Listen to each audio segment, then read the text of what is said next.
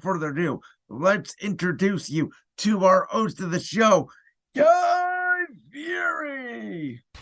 A minute to win it. Good luck. Guy, thank you for your third straight year of introducing us to NFL QB Minute to Win It. Without further ado, our first person on the clock. Where is the man that just got out of a darkness retreat? Where is Aaron Rodgers going to go? The game begins in 3, 2, 1. So I've been saying this on Brandon's World now over the last couple of weeks. I believe Aaron Rodgers will wind up staying in Green Bay. Listen, I understand he could go to Vegas, he could go to the Jets, Tennessee is out there as a wild card, but all three of those teams are AFC teams. I think Aaron needs to stay in the NFC. I think Green Bay gives him the best chance to win, and he's going to make the most money in Green Bay. It makes sense. I don't think you want to battle Patrick Mahomes, Justin Herbert, Russell Wilson, each 2 times a year. I don't think the Jets with Josh Allen and Miami getting better. I just don't see him in New York. I think he's perfect in Green Bay. I think he fits, and whether the Packers like it or not, I think Aaron Rodgers starts for them week 1 this coming football season. And look at that. 6 seconds left on the clock. One of my favorite things about this game is the timing and the condensedness and the intensity of NFL QB Minute to Win It. But that was Aaron Rodgers. Now, with Aaron Rodgers staying in Green Bay, well, where does that leave the one and only Jordan Love? What team is he going to? The game begins in 3, 2, 1. So I believe, and I said this a couple of weeks ago in Brandon's World when the news first broke that Aaron Rodgers was potentially leaving Green Bay, I think Jordan Love is going to go to Tampa Bay and be the Tampa Bay Buccaneers quarterback next year. If I was Tampa, I'd call Green Bay up and I would say, hey, listen, okay, we will give you one of Chris Godwin and maybe a 3rd round pick. That might be too much. Maybe you go for Russell Gage and a 3rd round pick. Somewhere around there. We'll give you a receiver and a 3rd or 4th round pick for Jordan Love, and we try out Jordan Love. Because this Tampa Bay team with that defense and those weapons and that run game, they are going to be too good to not tank for a quarterback, I believe. They need to fix this immediately now with Tom Brady out the door. And I think if Aaron stays in Green Bay, Jordan Love is a good option for the Bucs. I don't see Jimmy Garoppolo going there. I think he's too injury prone. I think Jordan Love is the choice for Tampa Bay. Boom, right on the nose there at 60 seconds. All right, so we have Jordan Love going to Tampa, Aaron Rodgers staying in Green Bay. So then where does that leave Derek Carr? Where is he going in this scenario? The game begins in 3, 2, 1. Derek Carr will wind up being a Carolina Panther. I think the hiring of Frank Reich was a great hire for Carolina. Offensive coach did not deserve to get fired in Indianapolis.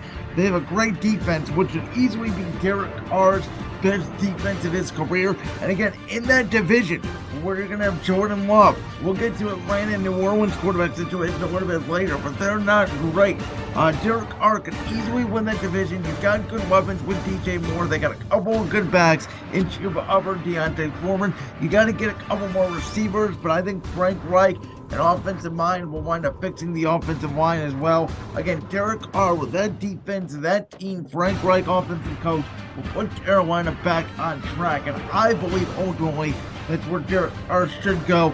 Not to the Jets, defensive minded head coach. Not to Tampa, defensive minded head coach. Go to Carolina, who has an offensive minded head coach. And boom, 60 seconds again, right on the dot. So here we go.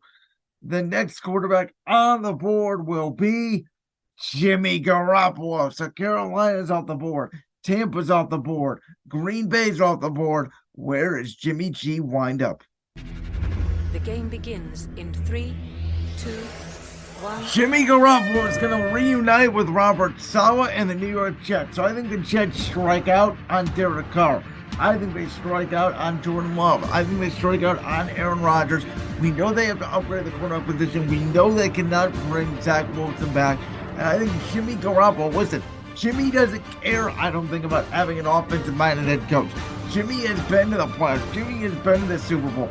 Jimmy has worked with the San Francisco staff, and that staff, of course, is now with Robert Saleh and the Jets. So I think it'd be a natural scheme fit.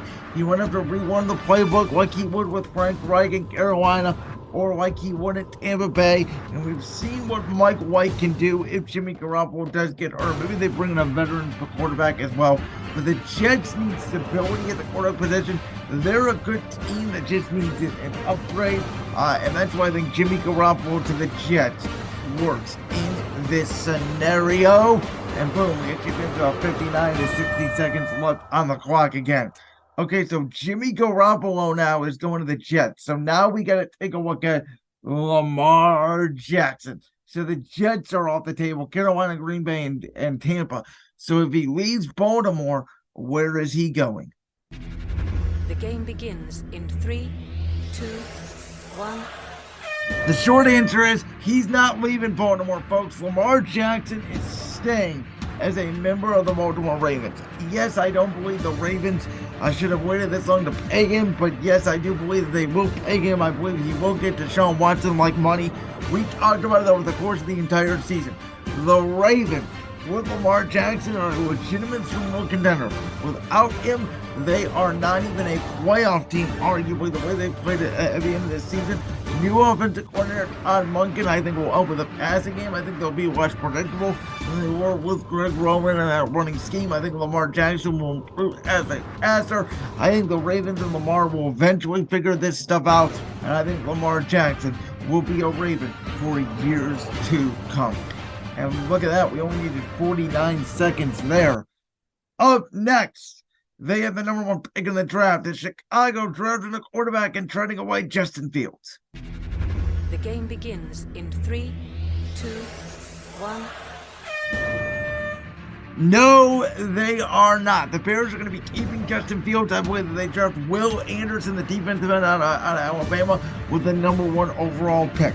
My reasoning for this is, one, they have a defensive head coach in Matt Eberflus.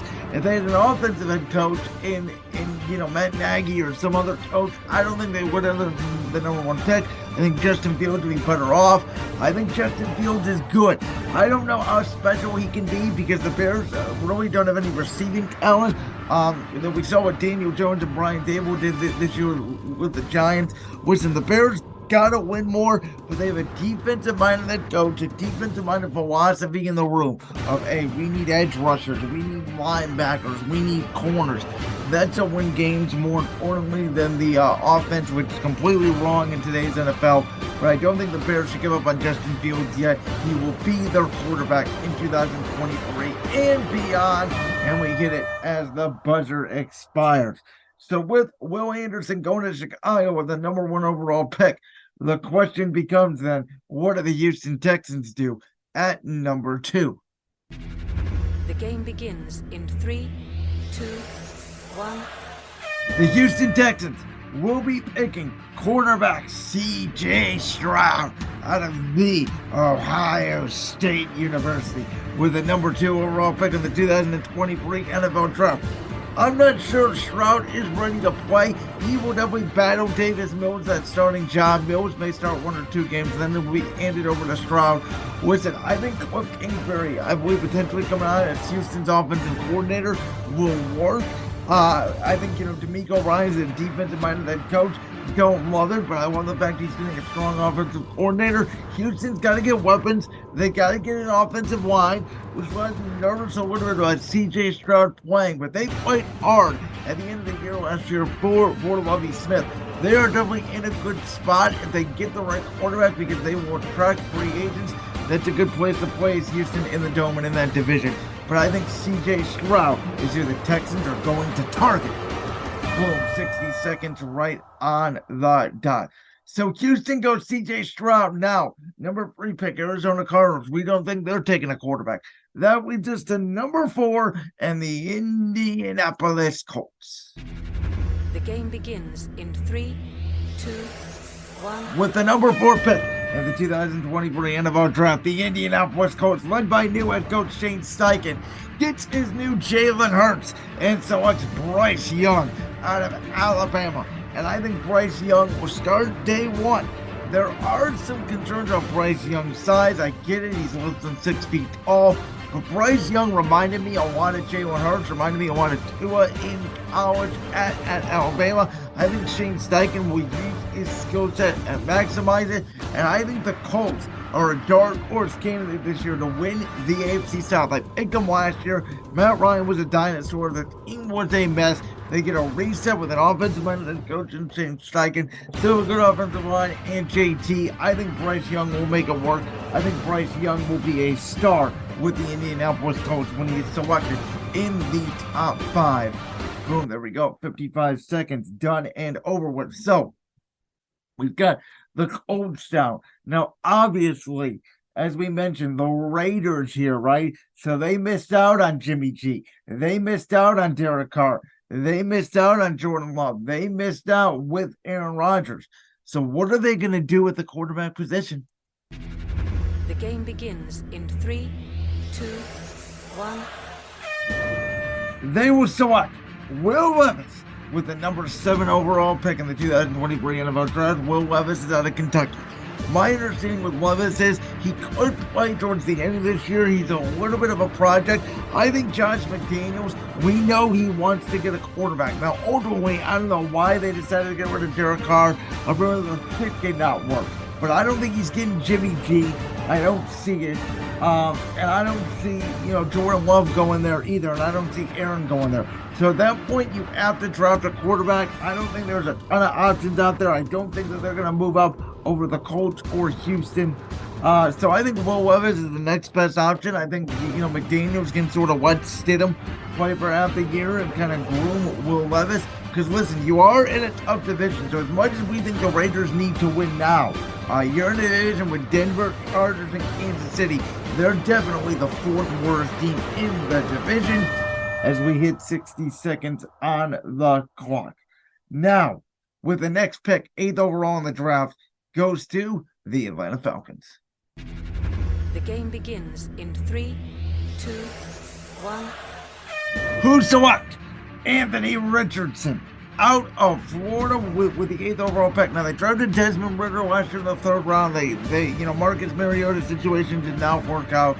I think, Desmond Ridder can play out the year while you kind of groom Anthony Richardson. Listen, Atlanta's got some pieces, obviously. Kyle Pitts, Drake London. They need to add a couple more receivers. They need a different running back than Cordell Patterson, in my opinion. They need to focus on their defense. But the other thing they need to do is they need to get a quarterback. They got to get the last cream of the crop of the first-round quarterbacks, with Stroud, Young, Levis all gone. I think they get Anthony Richardson. Don't know if he's going to work or not, but that's the direction I think Atlanta will go. So now, with all the quarterbacks drafted, with most of the free agency class out of the way, the Giants, what are they doing with Daniel Jones? The game begins in 3, 2, 1. The Giants are going to franchise tag Daniel Jones. At least that's what I would do. They may give Daniel Jones a massive extension and franchise tag Saquon Barkley. I would let Saquon Barkley go, and I would franchise tag Daniel Jones. Listen, I will throw a parade as an Eagles fan. If the Giants give Daniel Jones between 35 and 40, obviously north of that, even more, $1 million. Daniel Jones, I don't care what you say. I don't care if you win a playoff game this year. Daniel Jones is not a good quarterback. Now, he does need better weapons. He does need a better offensive line. We saw the coaching influence of Brian Daboll on the offense this year, but Daniel Jones is not a special quarterback. He is a below-average quarterback that was aided by a tremendous coaching. I think the Giants take a step back this year. They want to close one-possession games last year. They're not going to do the same this year, and they will make a massive mistake if they give Daniel Jones the money they are rumored to give him. 59 seconds, so we made it with 1 second to spare. Very interesting team. What's going on with the Tennessee Titans? The game begins in 3, 2, 1. So you guys know how much I like Malik Willis, though we didn't see a lot from him passing the ball last year. Therefore, I believe their quarterback next year will be Ryan Tannehill. And Tennessee's going to try to convince themselves that they went 8-3 where Tannehill got hurt and the season went to crap. They're not a very good football team. Their defense is overrated. They are very Derrick Henry centric. They don't have a lot of weapons on offense. And Ryan Tannehill leaves a lot to be desired, quite frankly, at the quarterback position. Could Atlanta, which former offensive coordinator Arthur Smith, the coach in Atlanta we just talked about, could Atlanta go on and get Tannehill? Sure, but then with Tennessee situation, you don't know what they're gonna do at quarterback. They need to snug up on weapons. I don't love Burks. Trading away of A.J. Brown was obviously the reason why their GM was fired. Tennessee's kind of in a bad spot. Now, if Houston, the Colts, get their quarterbacks running the trap, they could be the worst team in this division. I think Tannehill was a week 1 starter this year. Boom, on the dot, 60 seconds. Okay, what do the Commanders do with Sam Howell? The game begins in 3, 2, 1.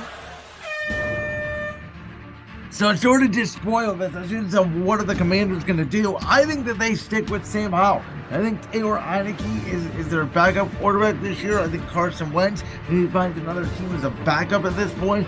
But I think with Eric Bieniemy, their new offensive coordinator coming in, they like the potential of Sam Howell. And, Ron Rivera, again, let's see Eric Bieniemy. Credit to Ron Rivera, but he is a defensive-minded head coach. I don't think Washington is better than Dallas or Philly. They're probably better than the Giants next year, but I think they're still third in the division. But they like the potential of Sam Howell. I think they need to get him a couple more weapons, rebuild that offensive line. But I liked what I saw out of him. He looked like a mini Baker Mayfield in that last Week 18 game against Dallas. I think they're going to try to maximize their quarterbacks on their roster where they're the enemy and then make a decision of where they're at come next year. Because they could either be a wild card team or they could be looking for a new head coach and OC. Boom, 60 seconds on the clock. And the final team. What's going to happen with the New Orleans Saints? The game begins in 3, 2, 1. So the Saints are in a tough spot because they traded away the first round this year to the Eagles instead of one spot to get Chris Olave. They don't have a franchise quarterback. They're going to miss out on the big guns in free agency. They don't have a good spot in the draft to trade up. So their really only option here is to stick with Andy Dalton and Jameis Winston this year and tank the year and get a really good quarterback next year. That's the direction I think that they will go. Could Tennessee do that as well? Absolutely. Atlanta also, they don't want to draft Anthony Richardson as that option, and so does Vegas. I think that Vegas and Atlanta do draft quarterbacks. I don't think the Saints do. So I think the Saints are a mediocre franchise now. They have one great player in Alvin Kamara. Their defense is vastly overrated. Their offensive line is not as good as it used to be. I think the Saints are really stuck in purgatory. They're going back to the Aints. They may have a new head coach next year in Dennis Allen, but for this year, they're sticking with the combination of Andy Dalton and Jameis Winston, the quarterback. And boom, 60 seconds are off the clock.